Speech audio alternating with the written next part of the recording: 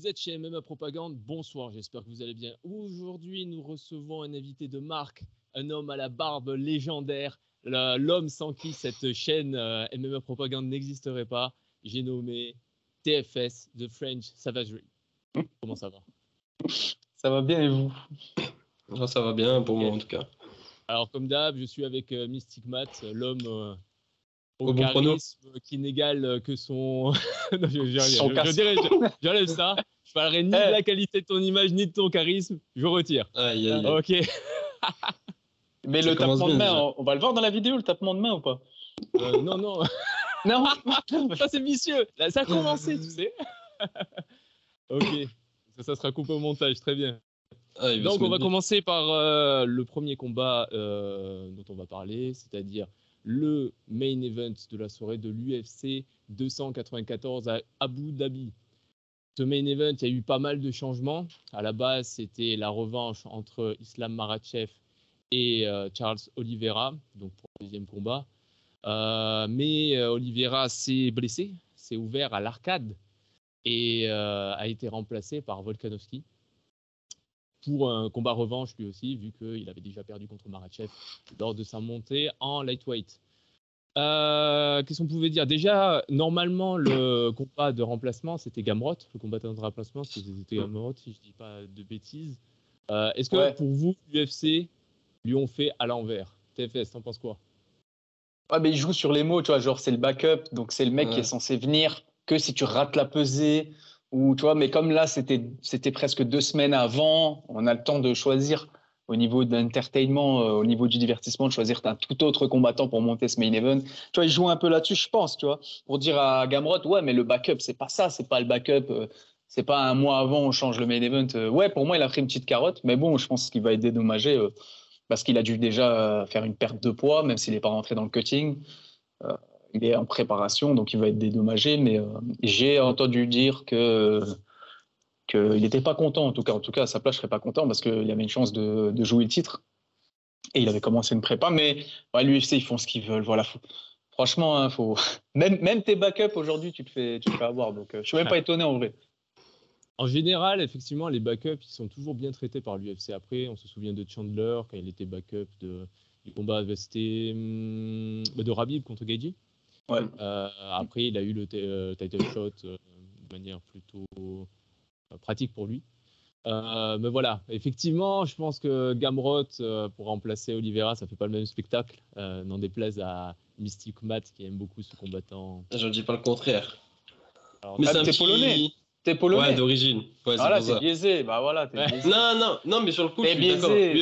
Non, je suis d'accord avec l'UFC. J'aurais fait le même choix parce qu'en vrai, il a pas tellement commencé la perte de poids, donc c'est surtout chiant parce qu'il pensait qu'il allait potentiellement toucher la ceinture, alors qu'au final, il pourra que l'avoir de loin. Ouais. D'ailleurs, j'attends toujours de trouver un seul fan de Gamrot qui ne soit pas polonais ou d'origine polonaise. Voilà. J'ai cherché. C'est vrai que c'est compliqué. Ouais, c'est vrai en plus. Ouais. C'est vrai, pourtant, c'est un super combattant, hein, mais ouais. Non, mais niveau. Il doit en avoir. C'est dur. C'est pas beaucoup de finish, pas beaucoup de. Il n'y a pas de KO power, il n'y a pas de. C'est dur à regarder, je trouve. Ah ouais, je trouve qu'il est intéressant quand même au niveau de son sol. Hein. Il est quand même spectaculaire. Hein. Les scrambles, la lutte, quand tu restes au combat contre Tsarukyan, ça, c'est un combat magnifique, quoi. Donc, c'est un combat assez unidimensionnel, enfin, surtout axé préhension. C'est vrai que il progresse en striking, mais c'est vrai que à ce niveau-là, lui, c'est compliqué, quoi. Et puis, il a beaucoup de réussite, hein, Gamrot. Là, on voit contre Fiziev. Pour moi, ça doit être un combat qui allait devenir compliqué. On le voit contre. En fait, dans sa carrière, il y a eu plein de. Et contre Tsarukyan, il gagne. Pour moi, après, ce n'est que mon avis, il gagne pas. Il y a pas mal de réussites. Après, il s'est fait voler contre Kuta Teladze à son arrivée à l'UFC. Donc bon, voilà, ça va. Faut que ça aille de son côté un peu. Un combattant qui arrive à remporter plus de décisions litigieuses, de split, comme ça. Je sais pas comment il fait. Il est toujours là. Même contre Turner, je trouve ça limite, quoi. Contre Turner, c'est limite aussi, je suis d'accord. Ouais. Voilà, il sait prendre les rounds, il sait faire la différence à ce niveau-là. Alors, enfin bon, on va revenir au combat qui nous intéresse quand même. Donc Makhachev contre Volkanovski. La première question, ça sera un short notice. Alors, certaines personnes que je connais disent que ce serait un short notice pour les deux, dans le sens où Makhachev s'est préparé pour un style vraiment différent de celui de Volkanovski. Et que Volkanovski, évidemment, lui, se prépare en short notice total. Il n'avait pas prévu ce combat-là. Est-ce que vous pensez que ça avantagera plutôt Volkanovski ou Makhachev, cette courte durée de préparation? TFS. Ok. Non, ça avantage Makhachev, c'est sûr. Il est en prépa. Alexander Volkanovski, c'est un gars surtout stratégique. Donc, en fait, il faut s'ajuster au niveau de la stratégie. Charles Oliveira, il fait la guerre. Non, c'est un profil complètement différent.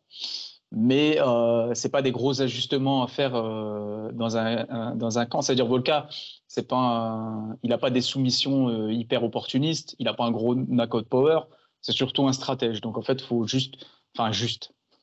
c'est un grand mot, mais il faut ajuster sa stratégie pour Volkanovski. Ça reste un featherweight, un gros featherweight peut-être sur la balance, mais ça reste un featherweight. Non, c'est Makhachev qui gagne au change, Volka qui gagne au change. Volka est courageux. Bon, après, oui, il y a l'argent, qui perd pas grand-chose parce qu'il a déjà perdu contre Maka à la décision, mais il faut quand même le faire. Ce qui est le plus compliqué pour moi, c'est pas pour Makhachev, c'est pour Volka, forcément. Tu es d'accord avec ça, Mathéo?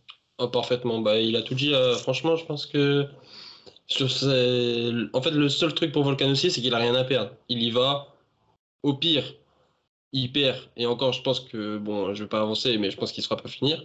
Et au pire, il repart avec une double ceinture et un gros billet. Donc la pression est sur les épaules de Makhachev. Et en plus, même pour Makhachev, c'est même pas vraiment. Il a déjà étudié Volkanovski avant, c'est son dernier combat. Donc c'est pas. Il peut reprendre déjà des choses. C'est pas comme un combattant qu'il a jamais combattu. Et en short notice, ça aurait été plus compliqué. Mais là, Volkanovski, il l'a déjà étudié. Il y aura des ajustements, mais c'est un short notice plus du côté de. Ce sera Makhachev avantagé. Pour moi, le truc, c'est que Volkanovski, je pense qu'il y a aussi la question de l'âge. Il commence à vieillir un peu. Ça se voit pas dans ses performances, mais factuellement, voilà, au bout d'un moment, ça va s'arrêter. Donc, je pense qu'il a essayé de prendre le combat, le title shot, le plus vite possible pour pouvoir enchaîner. Et effectivement, il a toutes les raisons de le faire. Est-ce que le changement de style ne peut pas être un peu tricky pour Makhachev? Parce que tu te prépares pour un mec qui te met énormément de pression, qui avance tout droit, en théorie. Je parle d'Oliveira, en théorie, même s'il a reculé sur son dernier combat. Enfin, contre Makhachev. Avec un sol très très opportuniste, avec très létal. Et là, tu te retrouves avec un peu l'opposé. Striking, le striking de Volkanovski est très peu ouvert, au contraire de celui d'Oliveira. Le sol est très défensif, au contraire de celui d'Oliveira aussi. Je trouve que finalement, c'est de total opposés. Et même physiquement, en fait, c'est pas du tout les mêmes personnages, quoi. Que vous pensez pas qu'il y ait une chance, par exemple, que Makhachev, en ayant travaillé que son sol défensif, imaginons qu'il ait fait ça, que son sol défensif pour Oliveira se retrouve un peu dépassé en striking, qu'il avait beaucoup travaillé pendant son premier combat contre Volkanovski. Vous en pensez quoi? Non, parce qu'en fait, Makhachev, il va toujours dans le même style. Hein. C'est un contreur qui aime bien reculer, te timer sur la lutte. Donc, il va toujours. La stratégie, ça va être pour Volka. Justement, il va être plus confiant sur la lutte parce qu'il y a moins de chances, en théorie, qu'il se fasse guillotiner, qu'il se fasse prendre le dos, qu'il se fasse dars, qu'il y a un scramble avec Volka. Volka, il veut se lever, il veut juste se lever, se lever, se lever.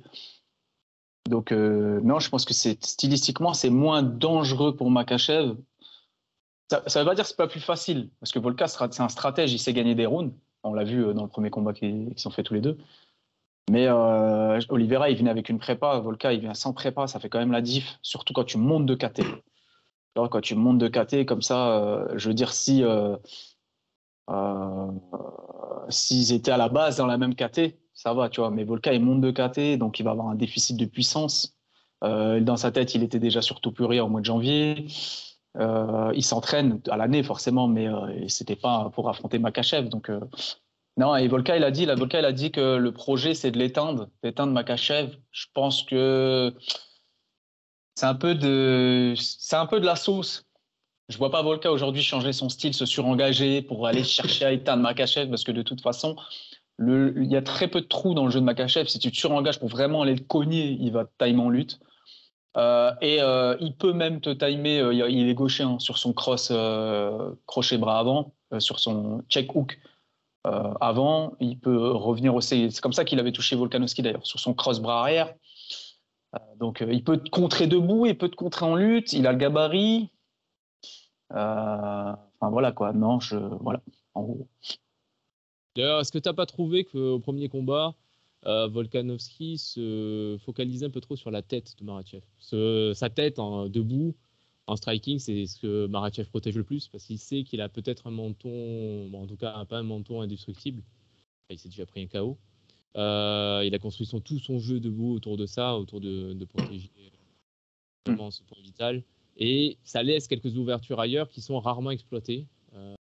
Parce que vraiment leur but c'est de mettre KO en un coup. Je pense pas que Volkanovski pourrait venir et plus exploiter les body shots. Body, ouais. Pour ce qui est de en bas, de tout ce qui est low kick, bon, je sais pas si tu t'en doutes, Makhachev il attrape bien les low kicks. Style samboïste, il va saisir le low kick et boum, rentrer avec son overhand. En plus, j'ai ma grosse cafetière là qui s'éteint, excusez-moi. En plus, il est gaucher, Makhachev, donc c'est toujours compliqué d'imposer le jeu de low kick quand t'es droitier à un gaucher. Ton low kick arrière qui est censé tabasser la jambe avant, normalement, il finit à l'intérieur, donc tu es vachement exposé au contre sur le bras arrière. Donc en striking, c'est compliqué de faire un jeu de low kick sur Makhachev parce que tu risques de te faire contrer, et en plus de te faire contrer, tu risques de te faire takedown.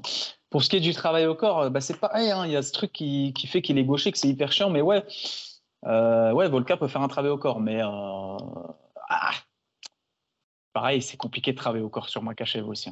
Tout le jeu de type, et puis Volka, c'est pas trop son game aussi.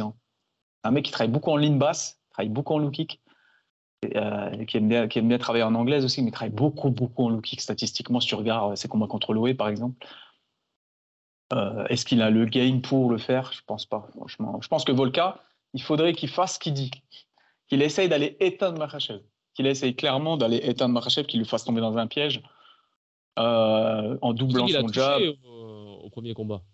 Ouais, mais c'est vraiment, il faut qu'il fasse des combinaisons longues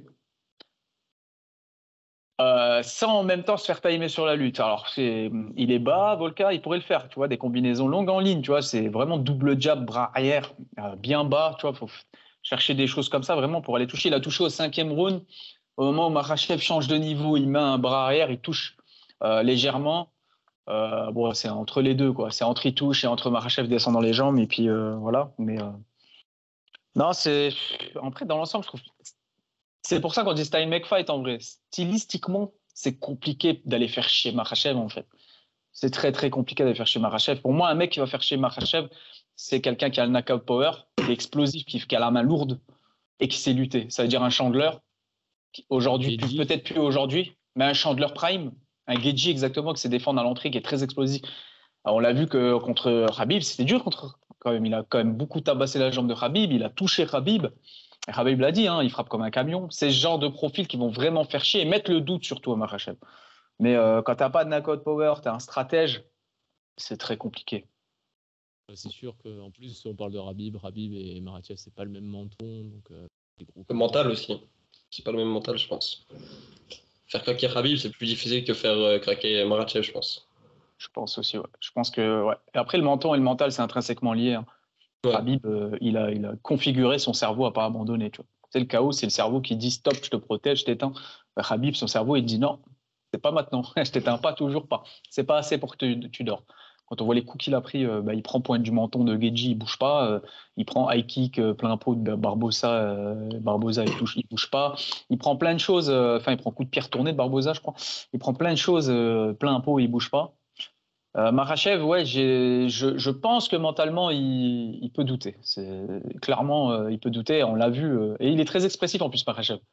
Tu arrives à le lire un peu quand il cherche un peu, il réfléchit trop. Ça se voit un peu sur sa tête, tu vois. Mais pour faire ça, il faut un profil déjà un 70 kg solide, parce que Makhachev, faut pas oublier, il va être à Abu Dhabi, il va être full Ivy, il va arriver, il va être bien costaud. Ça aussi, ça joue sur le menton. Et Volka, clairement, il va être bien plus petit, hein, comme dit Makhachev. Where is the short guy? Il est où le petit gars? Là, il y a un petit problème pour Volkanovski, c'est que sur le premier combat, c'était en Australie, il était chez lui. Donc c'était quand même selon ses conditions, on va dire. Là, on est à Abu Dhabi. Makhachev, il s'est fait sûrement chouchouter par l'organisation, par tout. Par Abu Dhabi, tout court, en fait. Par les Émiratis, hein, clairement. Ah oui, oui. Là, il va être bien. On a remarqué une différence, grosse différence de gabarit quand même, quand il était contre Oliveira. Physique énorme, j'ai trouvé. Est-ce que vous pensez qu'il y a une vraie différence dans les mêmes conditions? Il sera pas dans les mêmes conditions qu'en Australie, c'est sûr. Il va, à mon avis, là, ça va. Physiquement, Volkanovski, il y aura une différence. Il va le sortir directement dans la cage, je pense. Mais après, en plus, Volkanovski revient d'une opération au poignet. Ça va jouer aussi dans la balance. Mais physiquement, Makhachev. Par contre, il y a un truc, c'est que Makhachev... C'est au poignet ou au coude il était blessé? Au poignet? Il me semble que c'est le poignet. Hein. Et il y a le public. Il y avait 14 000 personnes à Perth, en Australie, qui avaient galvanisé Volkan. Ils l'ont poussé. Ouais, là, on n'est pas du tout dans les mêmes conditions. Là, on est chez Makhachev, littéralement. Et il a tous les moyens logistiques qu'il faut pour arriver avec le corps avec lequel il est arrivé devant Charles Oliveira. On se rappelle, il y a une vraie diff, c'est clair. Et ça joue beaucoup. Ouais. Après, je pense que niveau mental, Volkanovski, ça bouge pas. C'est-à-dire que je pense qu'il a un mental de champion, que tu le mettes dans une cage s'il le déteste, je pense que ça peut même le galvaniser aussi. Ça, c'est une grosse différence. Et au niveau du mental, on a vu autre chose chez Makhachev. On a vu un manque de cardio au cinquième round du combat. On a vu qu'il commençait à être assez fatigué. Et on l'a vu dans une position aussi dont on n'avait pas... qu'on lui prêtait pas trop, quoi. Il était en train de se prendre un ground and pound sur le dos, il a pris des dégâts. Ça aussi, ça peut donner des idées à Volkanovski, je pense. Dans le sens où il a vu... Après, c'est Makhachev qui a concédé la position au cinquième round. Ouais. Mais Makhachev, oui, puis cardio, parce qu'il s'était forcé. Ouais, déjà, et puis tout le combat. Mais déjà, ouais, il avait clairement loupé le rebond. Je ne sais pas ce qui s'est passé avec le cutting, mais clairement, physiquement, il était vraiment différent. Tu le vois au dos, sur son dos. À la fin du combat, quand il parlait avec Volka, tu regardes Makhachev, son dos, c'est vraiment pas le même combattant qu'à Abu Dhabi. Et ouais, non, il entendrait qu'il y aurait des histoires louches là-dessous, TFS. C'est pas bien de dire. Ouais, bah oui, bien sûr. Grosse intraveineuse, je crois. Ah oui, gros. Russie, Abu Dhabi, le mix est... Non, après, j'aime pas trop faire des allégations comme ça, sans preuve, mais non, en tout cas, factuellement, il suffit d'avoir des yeux pour s'en rendre compte. Allez regarder le corps de Makhachev à la fin du combat contre Volkanovski dans la cage et le corps de Makhachev à la fin du combat contre Oliveira. C'est pas les mêmes personnes pour moi. Et ouais, donc voilà quoi. En tout cas, si tu as d'autres accusations comme ça sur Makhachev... Il veut me mettre dans la sauce. Non, tu peux les dire, mais sur ta chaîne. Ah oui. On va se faire bannir. Ok. Et prono? On donne un petit prono ou quoi? Moi, explication. Allez, je veux un petit game plan même. Je veux un game plan. Je veux savoir. Vas-y, Mathéo, tu commences. Moi, je vois Makhachev déjà, je pense. Et je pense que ça serait encore une décision. Mais avec tout ce qu'il y a en plus, donc c'est-à-dire un meilleur rebond, un plus gros physique, je pense qu'il peut le dominer, prendre plus que 3 rounds. Voire même sur le premier combat, il y en a certains qui lui en donnent 4. Donc je pense qu'il il va le dominer.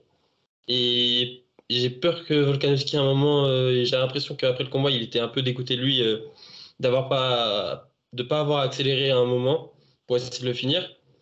Et j'espère pas qu'au deuxième combat, il va se dire je tente tout sur je sais pas, au 4e round, il se voit qu'il se fait dominer, il tente tout. Il se prend un contre et après il se finit au sol. J'ai peur que... Mais je pense qu'il a quand même un mental de champion. Mais il peut se dire, il a 35 ans, il n'aura peut-être pas de deuxième... Enfin, une autre chance pour le titre en lightweight.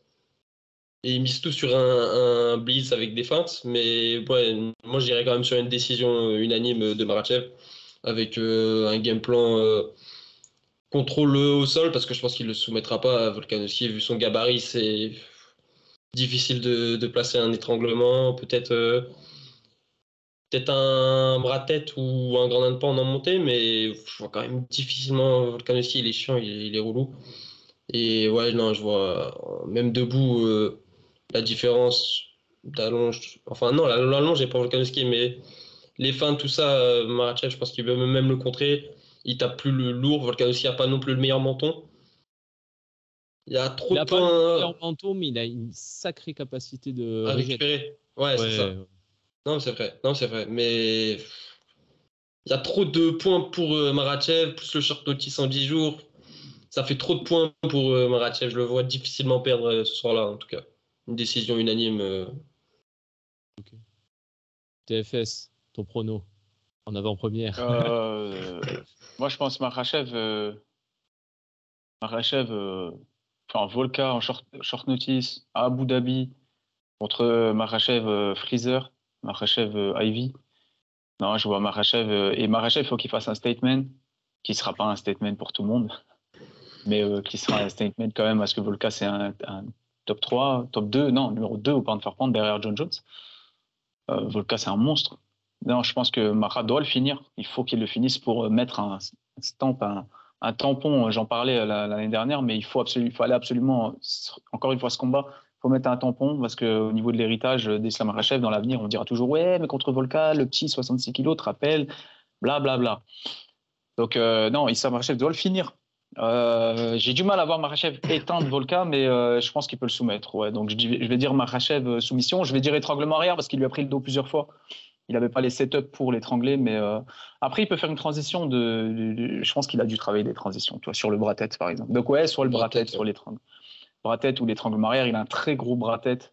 Makhachev, tu sens qu'il est vraiment puissant, c'est une tenaille. Donc, ouais, non, moi, je dis Makhachev soumission. Et tu y crois à la soumission alors que sur le premier combat, il a pas fait grand-chose avec le dos de Volka. Ouais, je crois. Ok, donc on a deux Makhachev ici. Bon, ben moi, je vais être obligé de me positionner en opposition. Hein, c'est comme ça. Non, ah aussi, je veux pouvoir vous éteindre si jamais, non, mais au fond de Volkanovski gagne. Au fond de lui, on sait très bien ce qu'il pense. Ah, oui. Ouais, mais, honnêtement, au fond de toi, on sait que... Honnêtement, je pense que s'il y a une personne qui peut surprendre, c'est Volkanovski. En termes de combattant.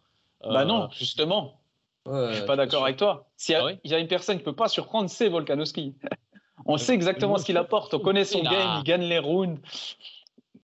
Il est à des gens, il a fait des guerres, hein, attention. Mais là, il est capable de venir niveau. avec un sol meilleur que la dernière fois parce qu'il pourrait avoir eu la rage de s'être fait prendre le dos, par exemple. Ouais, mais la dernière fois, il a fait un full camp collé au mur, à se lever, à contrôler les mains. Il a fait que ça. Là, il lui reste, on lui a annoncé 10 jours avant. Craig Jones, il est parti, il a pris l'avion. Je veux dire, ça reste 10 jours avant. Tu vois, il y a tout ce travail de drill en amont qui n'a pas forcément été fait sur des mois comme au premier combat. Et aussi, même si Volkanovski c'est un guerrier, il y a un ascendant quand même psychologique. Volkanovski s'est fait dominer. Il a perdu le combat, il s'est fait prendre le dos plusieurs fois. Même s'il finit fort le combat, il sait qu'il a perdu ce combat, tu vois. Donc, il y a aussi un vrai ascendant psychologique, tu vois. Ah, ouais. Ah, c'est vrai. Non, malgré mon esprit de contradiction, je vais avoir du mal. C'est ça, tu vois. Ah oui, tu vois, voilà, faut être pragmatique un minimum, tu vois. Là, après, moi, tu donnes ton avis, tu vois. Mais franchement, ça serait une dinguerie s'il le fait. Donc, voilà, il rentre dans l'histoire, il fait ça. Voilà. Le truc, c'est que vraiment, Volkanovski n'aura pas le temps de faire une vraie montée. Déjà, la première fois, bon, il est monté, il a pris de la masse, mais il avait de quoi redescendre en featherweight. C'est pas comme ça qu'on va bouger physiquement Makhachev. Mais en plus, c'est un Makhachev qui est un peu fatigué. Là, je pense que l'écart physique, il va être quand même très violent. Conséquent. Et je vois toujours pas Volkanovski se faire éteindre. Je pense que au moins, il pourra pour pas se faire éteindre. Je pense qu'il défend. Des coups, il tombera pas sur des coups, je pense. Et bon, à part si effectivement il essaye de chercher la tête comme un débile ou peut-être comme un opportuniste, je sais pas, et qu'il se prend un énorme contre, je le vois pas se faire ça au col debout. Donc ouais, je dirais plutôt F, décision. sur un combat moins serré que le premier. Ok, on passe au deuxième combat de la soirée, le co-main event, avec la star de la carte, je pense. Il n'y a pas de nom plus gros en ce moment dans le MMA. À voir. Mais en tout cas, sur cette carte, c'est le plus gros, Khamzat Chimaev, qui affrontera, après pas mal de changements là aussi, Kamaru Usman. Hein, Kamaru Usman. Qu'est-ce que vous en pensez? L'annonce de ce combat? Meilleur combat qu'à l'initial. Hein. Moi, je préfère ce combat que contre Paulo Costa. Même s'il y avait une histoire autour du combat entre Costa et Chimaev que j'aurais bien voulu voir se terminer dans la cage. Mais Kamaru qui monte, moi, c'est ce que je voulais pour lui en tout cas. Il n'avait plus rien à prouver en 77. Et en plus, il y a beaucoup de match-up qui ne pouvaient pas avoir lieu. Il avait dit qu'il ne pouvait pas prendre Rakhmonov, tout ça. Donc, ça allait être bloqué. Et pour moi, il fallait qu'il tente. En plus, Adesanya a perdu sa ceinture. Donc, il pouvait monter tranquillement.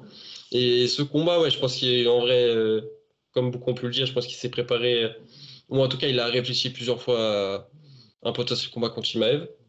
Donc, et il est même donné très. Il n'est pas donné favori, en tout cas, Ousmane, clairement. Et même sur ce qu'on a pu voir sur les réseaux, il y a clairement. Même si Chimaev a une sacrée fanbase déjà, mais très peu le voient. Ousmane prendre le combat, même si moi je vais pas donner mon pronom en avance, mais je le vois bien gêner le Borz, franchement. Même si c'est comme pour Volkanovski en 10 jours, il y aura de quoi faire, je pense, pour Ousmane. Par contre, c'est le premier combat de Kamaru Usman en middleweight. Et tu dis qu'il n'a plus rien à prouver. Moi, je trouve que en 77. Et justement, il vient de perdre 2 fois contre Léon.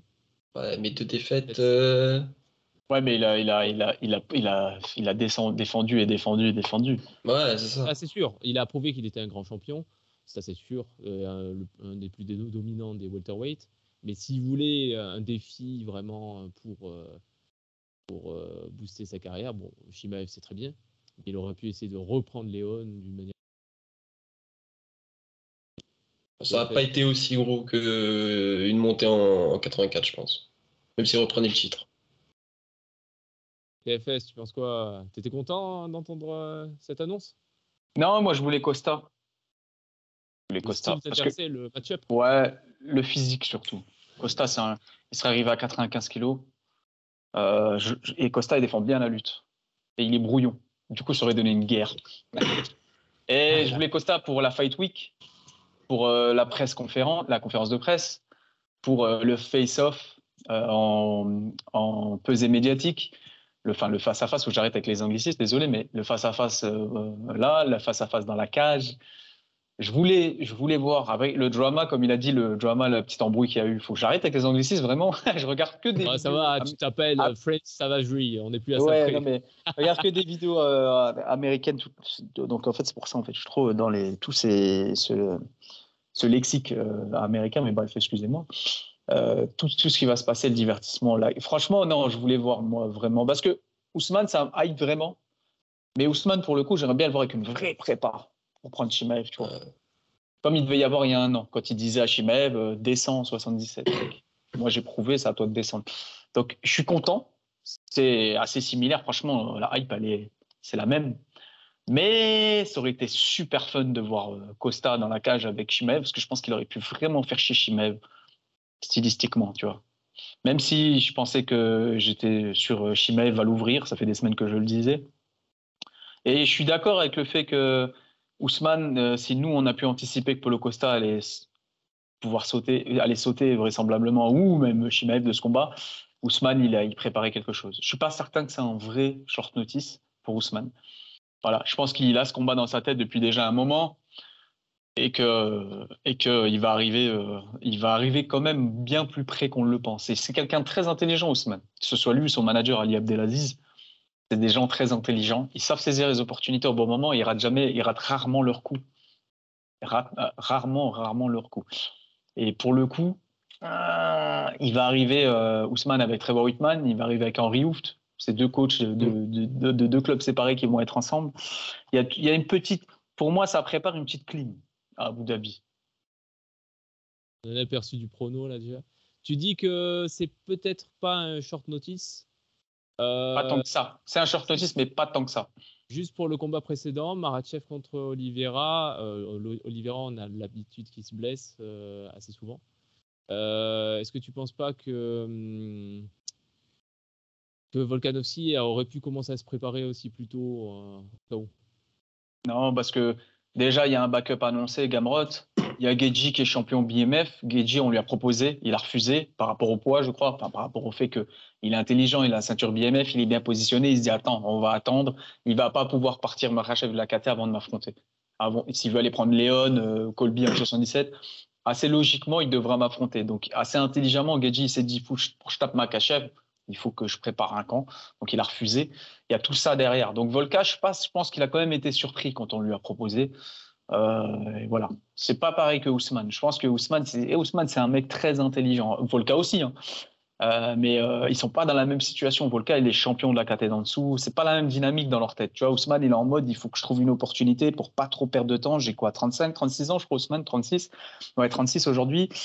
Là, il faut que je saisisse l'opportunité qu'il y a à saisir. Il faut que je fasse bien les choses. Et là, en l'occurrence, quand on l'a appelé, je pense qu'il a même pas été tant étonné. Tu vois, il a dû dire ouais, ok, Chimaev, c'est parti. Théo, t'en penses quoi? Bah ouais, je pense comme j'avais dit aussi, je pense que le short notice c'est. En plus, quand t'es champion, je pense que tu regardes. Enfin, il regardait tous les contenders qu'il y avait dans sa KT. Il savait que Chimaev, ça allait se faire sûrement un moment. Donc, tu vois toujours. Tu prépares un peu, pas totalement un game plan, mais tu te renseignes pas mal sur tes potentiels futurs adversaires. Et donc, je pense que ça fait un moment. Ça fait un moment qu'il y pense à ce combat. Donc, il a dû déjà préparer un minimum. Mais ouais, en plus, il y aura moins de cutting pour lui. Donc, pendant 10 jours, ça va pas être non plus.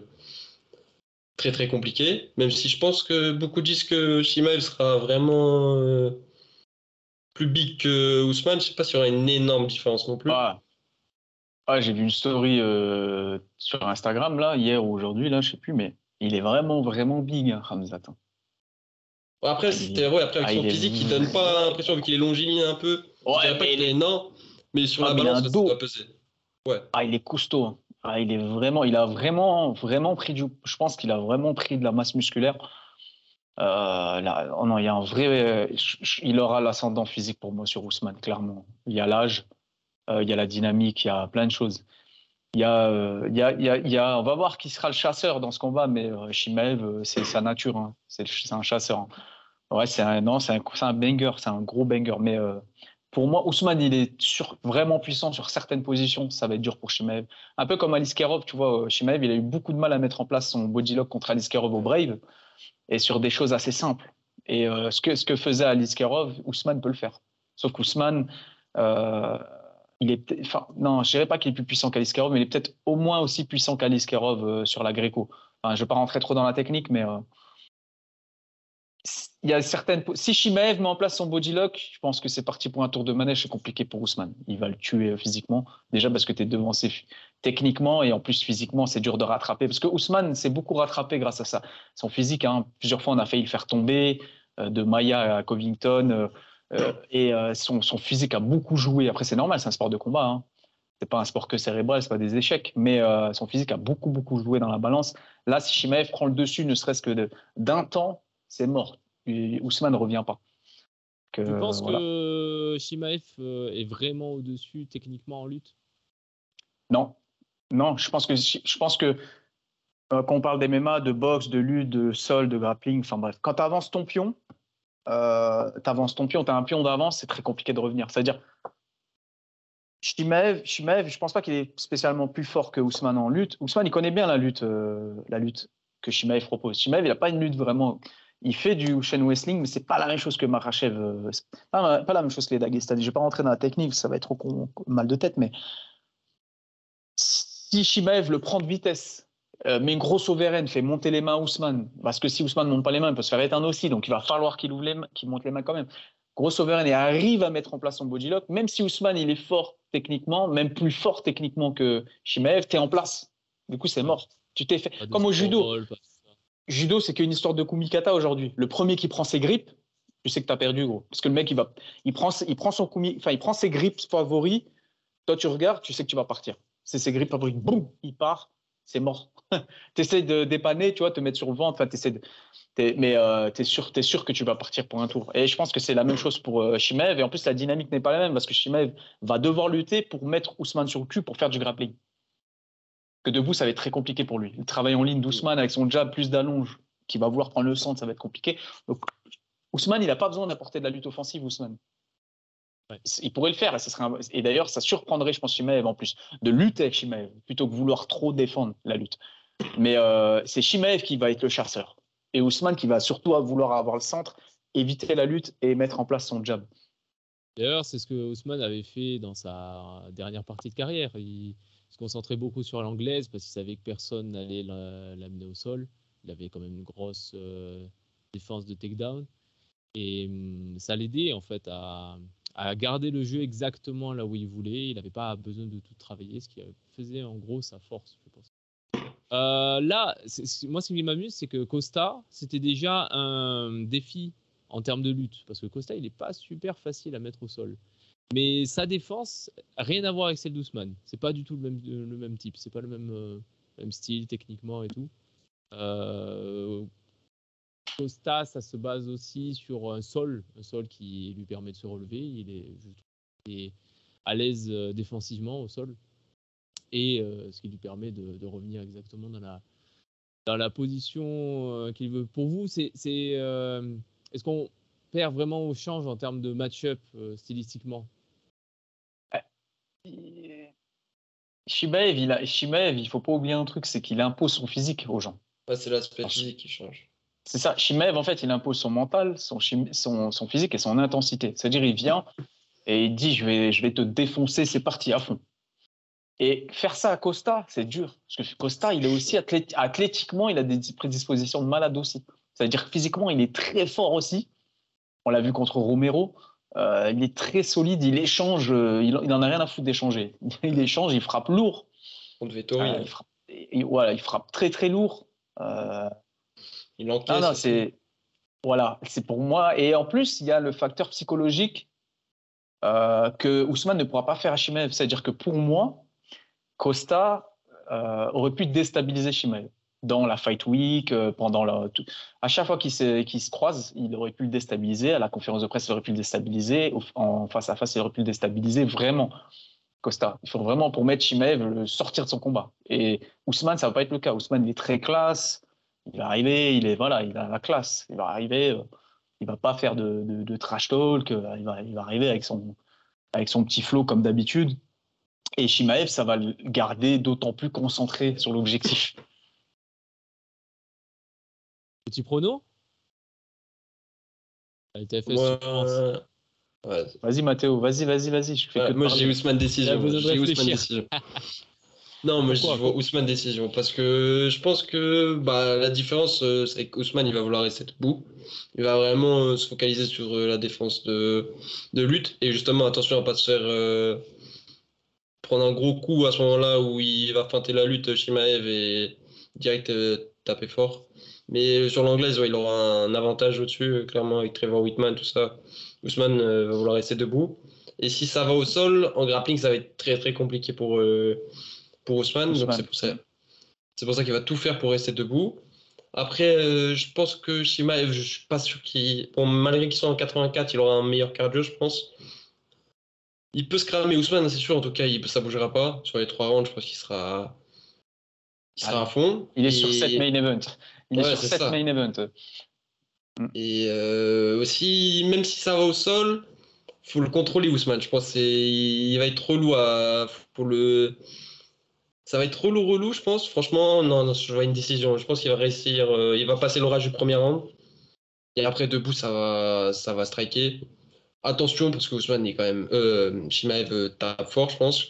Surtout en 84, il a dû prendre sacré. Pas comme il a dit TFS, le dos de Chimaev, clairement.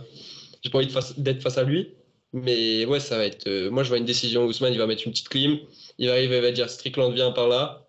Je vais te donner ta revanche. Je vais te prendre la ceinture. Et voilà, après, je pense qu'il va augmenter dans l'estime de tout le monde parce qu'il a bien baissé là avec les 2 défaites. Personne n'en parlait. Ouais, c'est un pote, c'est ça. Il est pris à l'intérim, là.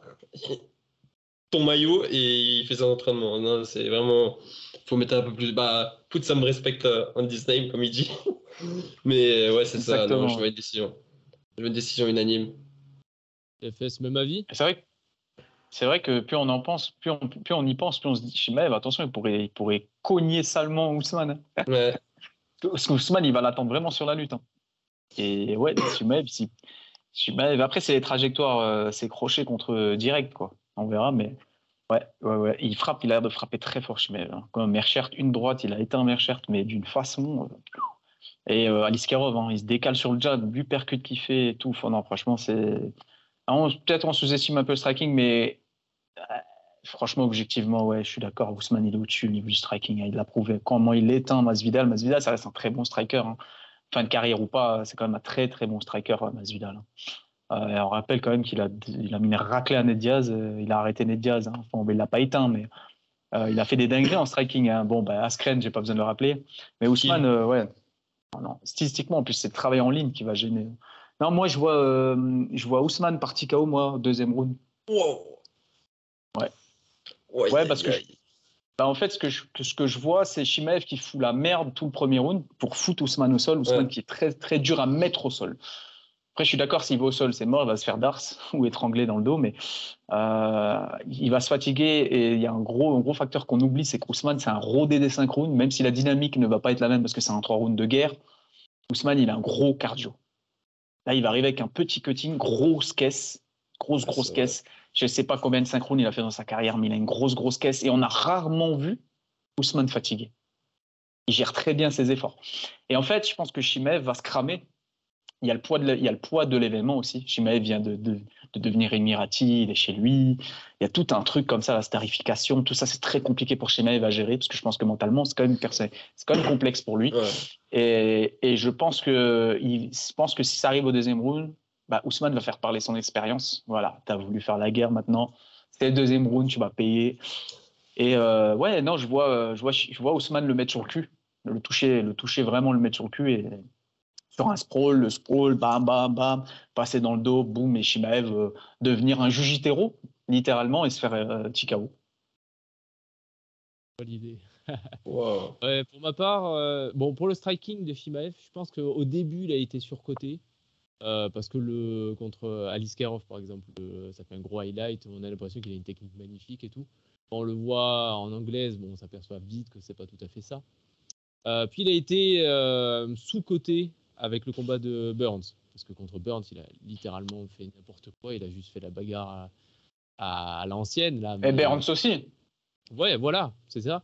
Mais c'est ça qu'on oublie. On oublie. Je pense que si Chimaev veut, il peut combattre un peu plus proprement que ça. Donc le striking, il est entre les deux. Entre le max qu'on lui a prêté et le minimum qu'on lui a prêté.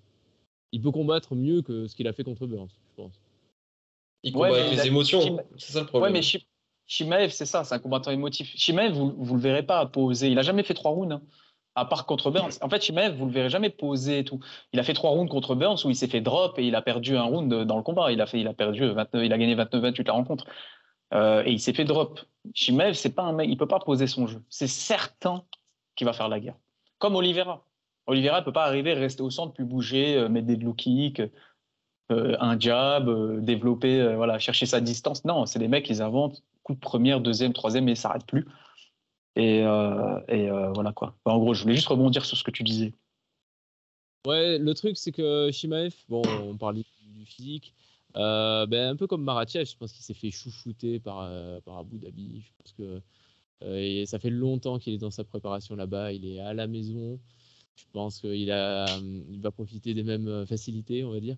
Je vois vraiment un Chimaev lourd et massif arriver, vraiment qui va vouloir faire le rouleau compresseur en plus pour donner le spectacle, notamment le premier round.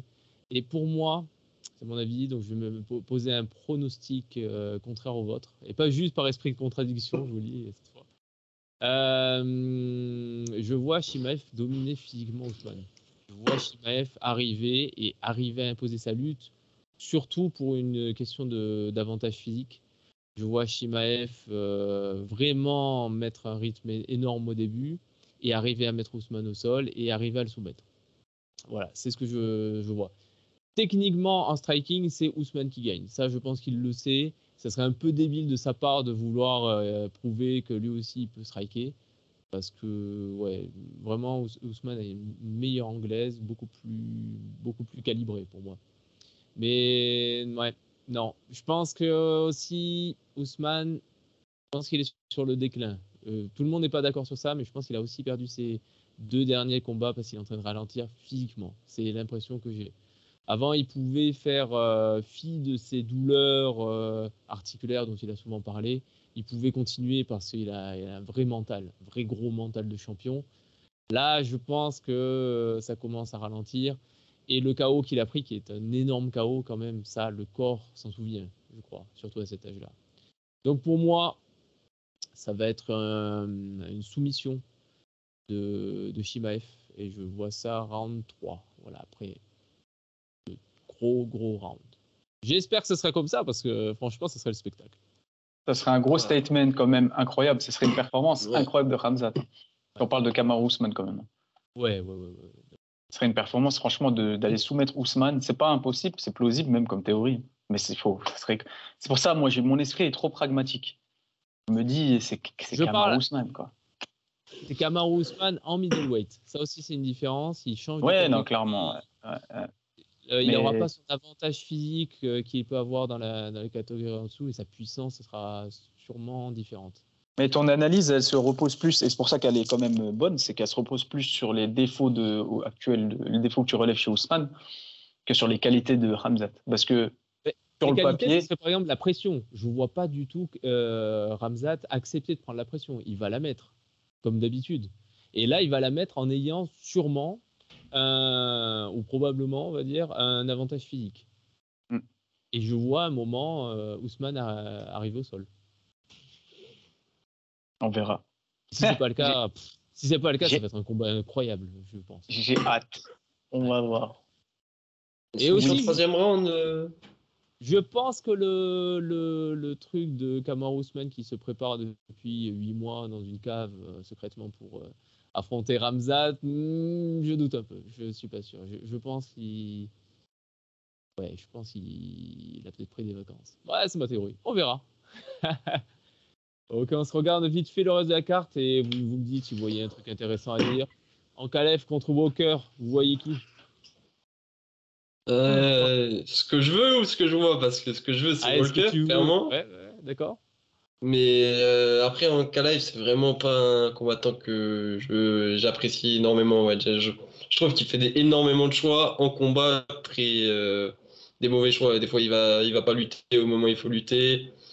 Le dernier combat contre Blachowicz, il défend à aucun moment les low kicks. Il commence à lutter à partir de la moitié du troisième round. Son fight IQ n'est pas le meilleur, j'ai l'impression. Après, Walker, le problème, c'est que il a pas de menton. Il prend des KO improbables. Et Ankalaev, il frappe fort en vrai. Donc, après, Walker tape fort aussi, mais on n'a jamais vu Ankalaev se faire éteindre. On l'a juste vu se prendre une soumission. Dans un combat qui est surdominé. Ouais, c'est ça. Alors, en plus, c'était à la toute fin du round. Il aurait pu, je pense, survivre. Il a tapé, ouais. Donc, une seconde, c'était pas une clé de bras, c'était pas un truc qui blesse vraiment. Il aurait largement pu tout simplement décider de dormir et le temps de s'endormir, le round était fini. Donc là, ouais, Ankalaev est largement favori, je pense. J'ai pas vu les odds, mais ouais, je mettrais. S'il lutte vraiment, il peut faire passer un certain quart d'heure à Walker. Mais moi, j'irais quand même j'irais un TKO deuxième, je pense, de Ankalaev. Il va l'emmener au sol et Walker ne se croira pas à se relever.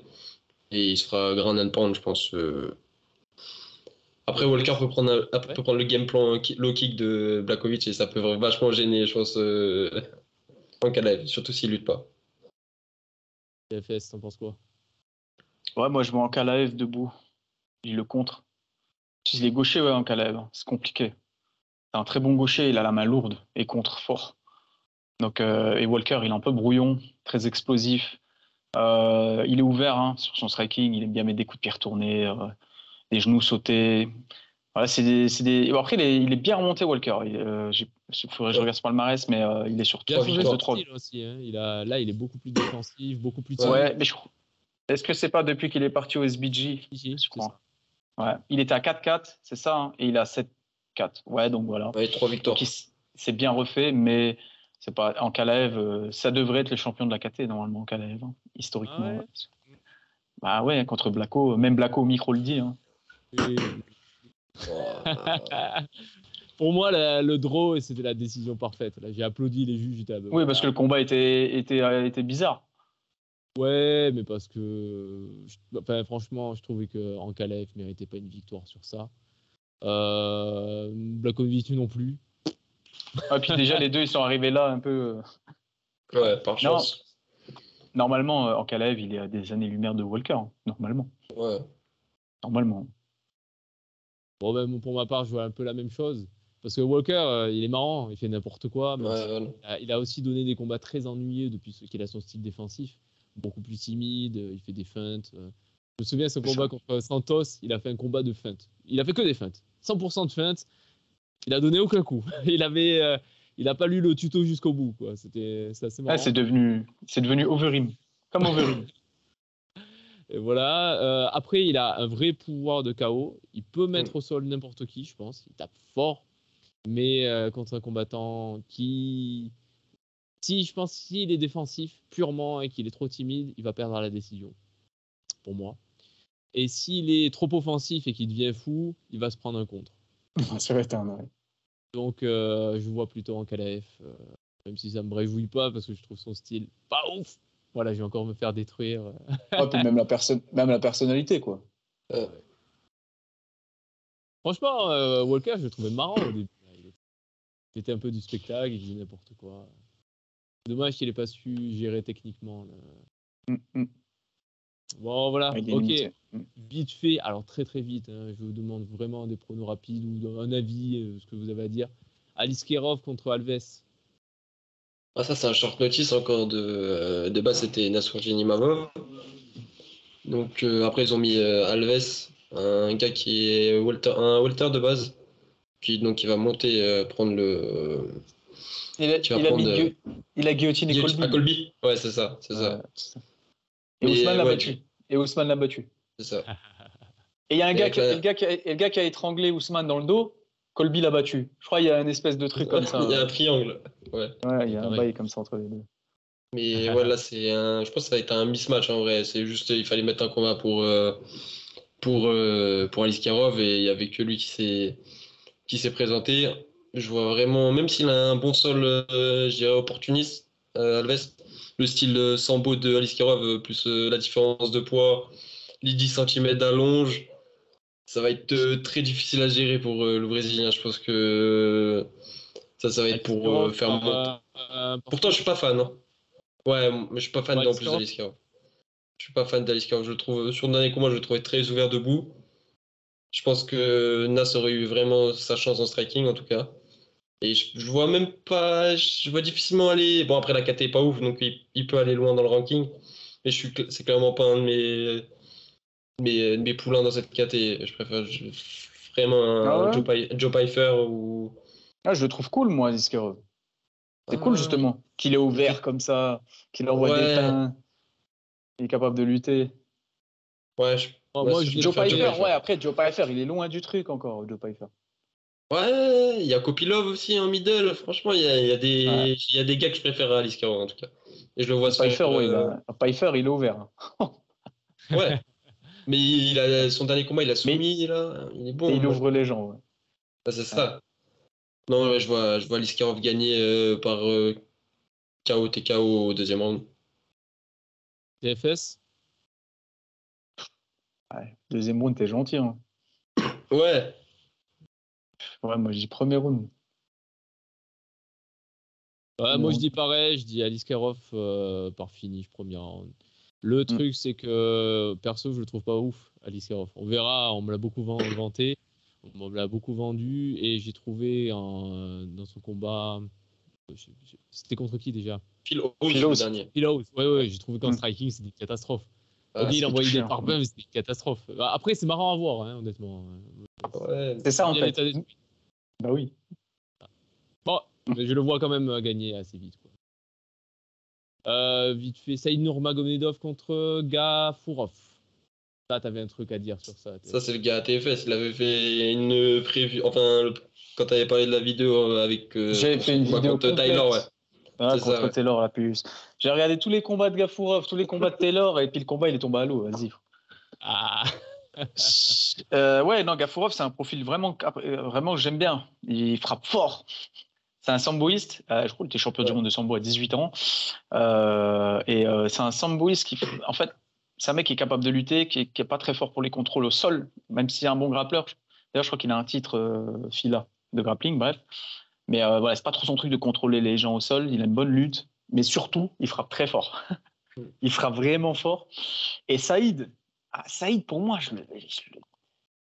Saïd, je sais pas, j'ai toujours j'ai un truc avec lui. Je sais pas, déjà, c'est le cardio. Il a toujours un problème de cardio. Ouais. Il a un problème dans tous ses combats. Il gaze out. Et il a cette super guillotine qu'il a mis sur ses 4 derniers combats. Voilà, il a perdu contre Jonathan Martinez parce qu'il a gaze out. Contre Barcelos, non? Ah oui, ça date un peu, ça, oui, contre Barcelos, le Brésilien, qui a José Aldo, on dirait José Aldo. Karkharmonov, il était en train de un peu de le ragdoll. Hein. Il a trouvé cette magnifique guillotine, et pareil, il avait quand même gaz out. Contre Gafurov, ça peut être compliqué, hein, stylistiquement. Ça va être très compliqué, il peut se faire éteindre. Hein. Après, il a un jeu un peu où il va pas donner son menton. Ouais, franchement, je sais pas ça. Hein. Je sais pas. Moi, je pense que Gafurov peut l'éteindre. Hein. Ouais, moi, je viens juste de regarder juste avant le combat qu'il a fait contre Lineker au One. Et franchement, ouais, ça se voit qu'il ça tape fort. En plus, c'est sur 3 rounds, il s'arrête pas. Il n'y a pas une descente de cardio. Ah oui, c'est kill or be kill là. Ouais, c'est ça. Ça va être très difficile pour Saïd, je pense. Et en plus, vu que les deux ils sont bons en lutte, bon lutteur. Ça va faire un combat de striking. Et Saïd et Gafurov, il tape vraiment, vraiment fort. Même mentalement, Saïd Nurmagomedov, il a un petit. Tu sens que quand le combat devient dur, c'est dur. Ouais, les autres troubles, il aime pas. Non, après, moi, c'est un tueur à gage. Faut le nuancer. C'est un tueur. Là, on parle juste. C'est juste qu'on parle du très haut niveau, tu vois. On parle du très, très haut niveau. Donc voilà, oui, c'est un tueur à gage, ce mec. Hein. Il doit être dans le top 15. Ouais, il doit être dans le top 15. 14e, je crois. Ouais, je sais pas le ranking, mais ouais, il doit être dans le top 15. En plus, Gafurov, son premier combat à l'UFC, c'était un short notice. Et son avant-dernière défaite, c'était un vol. Donc on voit 5 défaites sur son palmarès, mais ça veut pas tout dire, quoi. Il faut pas se fier à ça. Mais ouais, je vois bien. Il a fait une petite propagande de TFS de Gafurov, donc je vais c'est un upset, hein. Si Gafurov, il tape ça. Ah oui, il est clairement pas favori. Il est pas favori. Hein. Il est clairement pas personne qui le voit venir, Gafurov. Hein. Parce que stylistiquement, normalement, Gafurov peut pas imposer de lutte. Nurma, il devrait le ragdoll en lutte. Hein. Normalement, c'est ce qui devrait se passer pour Saïd. Par contre, ça se passe pas comme il veut. Il va gaz out et Gafurov, s'il met la main dessus, c'est la merde. Après, ouais, je pense que Saïd est favori, mais c'est pour des questions de nom. Il a un nom beaucoup plus connu. Même si c'est pas directement relié. Ouais, voilà. C'est pas le cousin de Khabib. Ouais. Et rien que le fait que le nom soit connu, le fait qu'il vienne du Daghestan, tout ça, j'ai l'impression que ça va être exactement possible. Moi, perso, Saïd, il me fait marrer. J'aime beaucoup son style et je le trouve assez marrant. Mais effectivement, je vois les faiblesses dont tu as parlé. Je vois les questions de cardio, je vois qu'il peut prendre en grappling aussi. Il peut se prendre une soumission, ça m'étonne. Bon, je ne veux quand même pas prono ça parce que je suis incapable de prono de combat. Est-ce qu'il y a autre chose que vous voyez ? Ouais. Il y a Mokaev contre Elliott. Ça va être ça, c'est pareil. Mokaev, c'est le plus gros favori sur tous les combats de la carte. Mais je suis pas d'accord avec ça. On a vu, pourtant, j'aime vraiment Mokaev. J'en ai parlé plusieurs fois. Il a montré clairement des faiblesses. Il a galéré dans ses premiers combats. Et Tim Elliott, c'est le vieux briscard que t'as pas envie trop d'affronter. Ça va être, il va potentiellement être relou pendant le combat. Il va pas, ce sera pas facile. En tout cas, c'est pas, les codes sont pas représentatifs. Mokaev va pas lui rouler dessus, je pense. Pourquoi elles sont pas représentatives? Tu crois que il est Tim Elliott, c'est un OG, hein. C'est aussi ça aussi. C'est pas que du côté de Mokaev, c'est du côté que Tim Elliott, putain, il a 36 ans. Putain, j'ai fait 45. Tim Elliott, il a gagné le tough, il a donné du mal à Demetrius. C'est à l'époque, hein. Il est sur des victoires. C'est un stratège. Il sait gagner la décision. Ça, c'est très, très compliqué avec Tim Elliott, c'est qu'il est dur partout. Il est bon lutteur. Le striking, il se déplace beaucoup, donc c'est dur. Il faut avoir un style fancy, tu sais, pour aller taper. Ça veut dire gros sol, boum, tu le soumets, ou knockout power. Alors, est-ce qu'il s'est fait éteindre TKO, ouais, une fois, il a un TKO, mais surtout soumission, je crois. Ouais, il a 5 défaites par soumission. Voilà, faut être un petit crack comme ça quelque part. Tu vois, si t'es un mec complet et tout, c'est compliqué de les bâtiments. Mokaev, là, c'est un step-up quand même, parce qu'il a quand même beaucoup d'expérience, hein, Tim Elliott. Beaucoup d'expérience. Et Mokaev, il montre pas une domination dans un domaine particulier. Il s'est fait exploser le genou. En fait, techniquement, contre Philo, il perd le combat. Techniquement, il a perdu. Il a pris une soumission. Il n'a pas tapé. Donc voilà, les règles sont les règles. En grappling, dans beaucoup de compétitions, on t'arrête. Hein, parce que t'es blessé, on t'arrête et t'as perdu. Il se fait péter le genou. Bon, bah, incroyable mental. Mental, laisse tomber. Il finit par étrangler le mec. Un monstre. Et après, le mec en face, c'était un 14-2. Tu vois, c'est pas un peintre non plus. Hein. Mais après, même mental ou pas mental, la blessure est réelle. Est-ce que tu penses qu'il va revenir comme il était après cette fait éclater les ligaments? Bah, il est jeune. C'est pas comme tu te fais cette blessure quand t'as 35 voire plus. Je pense que tu reviens pas pareil. Donc, c'est sûr, il y aura une gêne. Hein, c'est pas juste musculaire ou un truc comme ça. C'est pas un truc qui guérit de manière Après, magique. les jeunes, comme il dit, hein, c'est vrai. 23 ans, après, ça fait 7-8 mois. Donc, je pense qu'il est pleinement remis, mais stylistiquement, Tim c'est chaud. Donc, Mokaev le lutte et le soumet. Hein. Et même contre Malcolm Gordon, moi, j'étais un peu déçu au début du combat. Hein. Il met une belle clé de bras à Malcolm parce qu'il a un jiu-jitsu très basique, Mokaev. Hein. Très jiu-jitsu. Il n'a pas un jiu-jitsu très...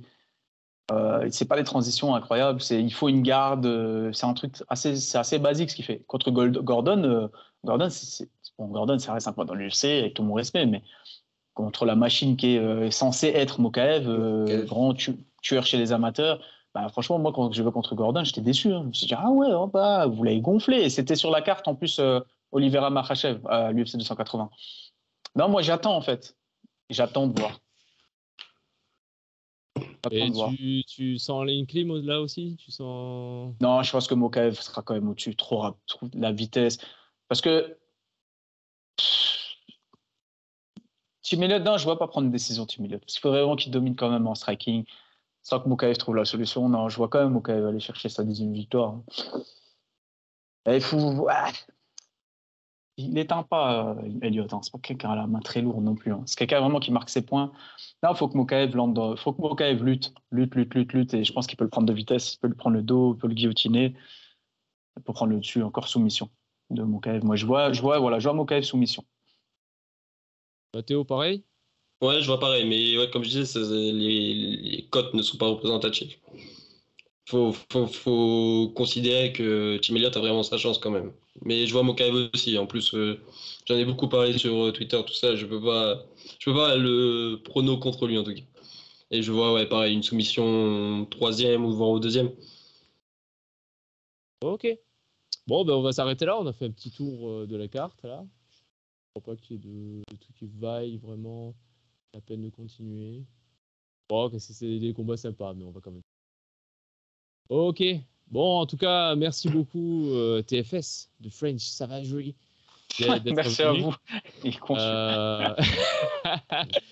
Bon, j'imagine qu'on peut pas demander aux gens de s'abonner à ta chaîne parce que tout le monde la connaît. Hein, ça servira à rien. Je suis une star maintenant, mec. Faut mettre des likes sur ces vidéos par contre. Alors d'ailleurs, sachez qu'au tout début, avant d'enregistrer, il m'a demandé de le vous voyez. J'ai dit oh là, calmos. T'es pas obligé de dire ça ici. Prend le melon. Ah mais gros, j'ai percé gros. Ah, c'est un truc fou. Putain, j'ai des étoiles plein les yeux là. Ouais, mais j'ai du mal à aller les courses, tout, ça devient compliqué. Quoi. Les vitres teintées dans le russe. Ouais, vite teinté dans la Clio 2. Ouais. Chacun son style. Mystic Mad, merci aussi d'être passé. Ça fait toujours plaisir de voir ton casque orange. Ah, ça veut me faire tout le temps, c'est terrible. Casque de Mickey. Franchement, je te trouve courageux de l'assumer. Donc, bravo à toi. Voilà. Et donc, vous étiez chez MMA Propagande et on se retrouve bientôt. C'était la preview de l'UFC 294. À la prochaine. Bye bye.